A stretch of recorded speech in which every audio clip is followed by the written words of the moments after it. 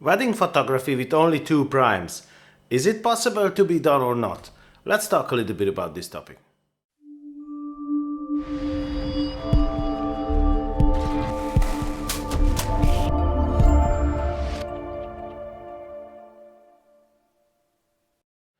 Hello YouTubers, my name is Attila Mate from Blue Sky Photography, and today I'd like to talk to you about an interesting topic, a question actually.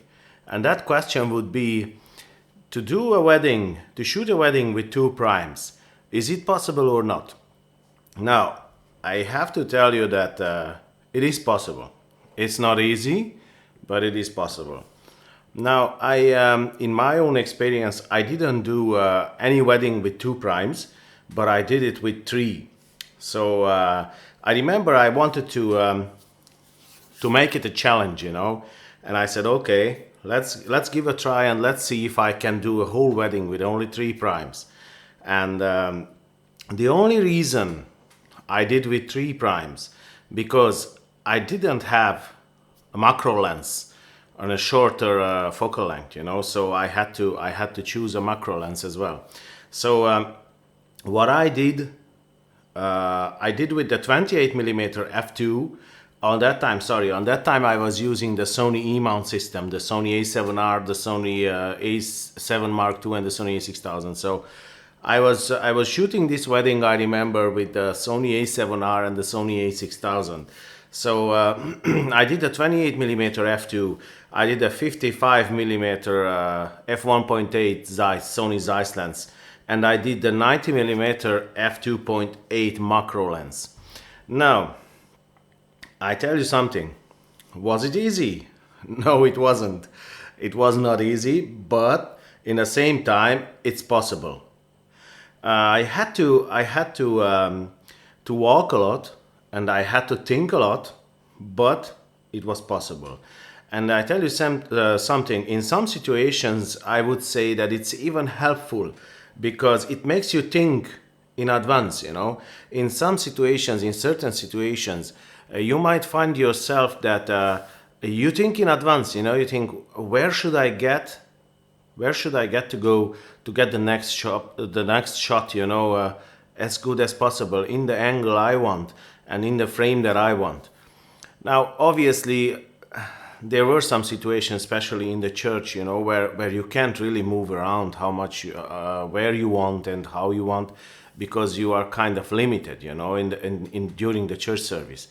But in that time period, I used the Sony A7R, and that was like 36 megapixel, a full frame sensor. So after that, in post processing, I could crop, no problem. It was no problem at all. So especially if you want to do a whole wedding, let's say with two primes, I would suggest to use a full frame camera, or if not, as high megapixel as possible. But at the moment, the highest megapixel on the APS-C side, it's only 24 megapixels, so that's not really good, because you can't really crop in after that in post-processing. But if you could use a 36 megapixel camera, it's much better because you have the freedom to crop in after that. So that's why the Sony A7R, it was very, very good for that type of photography.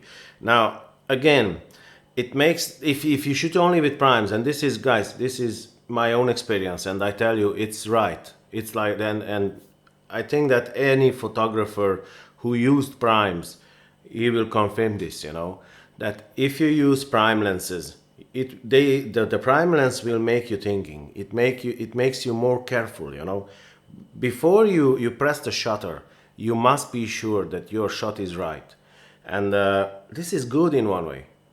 Because like I say many times, my idea is, and my type is like how I should get it right in the camera. I don't really like to do a lot of editing in post-processing, I don't really use Photoshop. I don't want to use Photoshop. Sometimes I use if it's necessary, but if I can, I try everything to avoid Photoshop.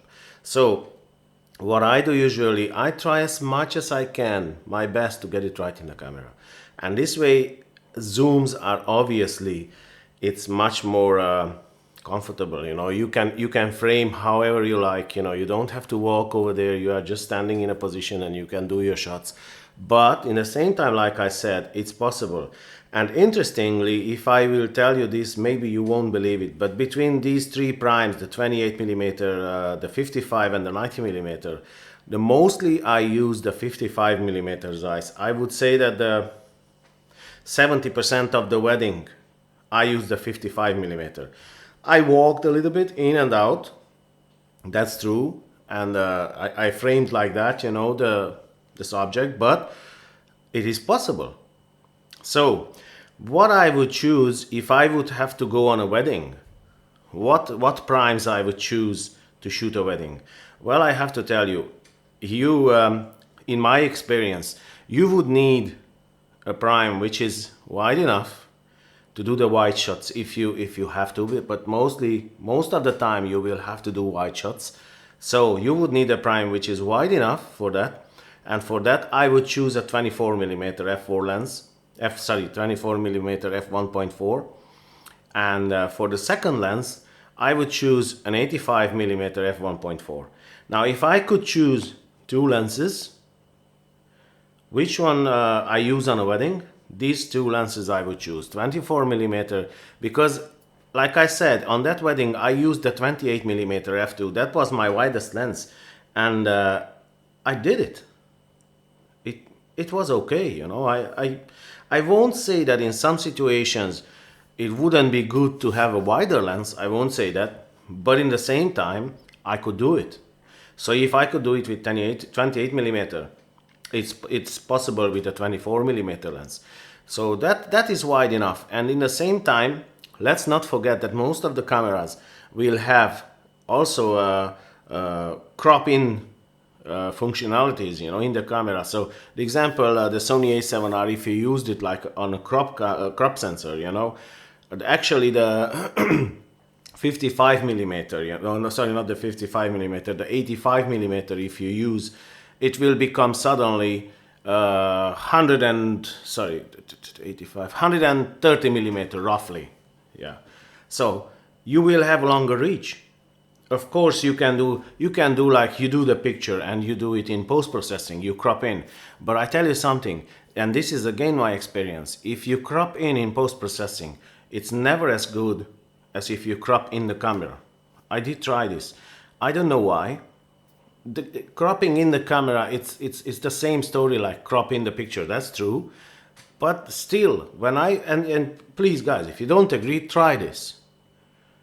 Try. Put a lens on your camera, make a picture, then crop in the camera, you know, like put the functionality of your camera to crop 1.3, or I don't know how much does it crop your camera.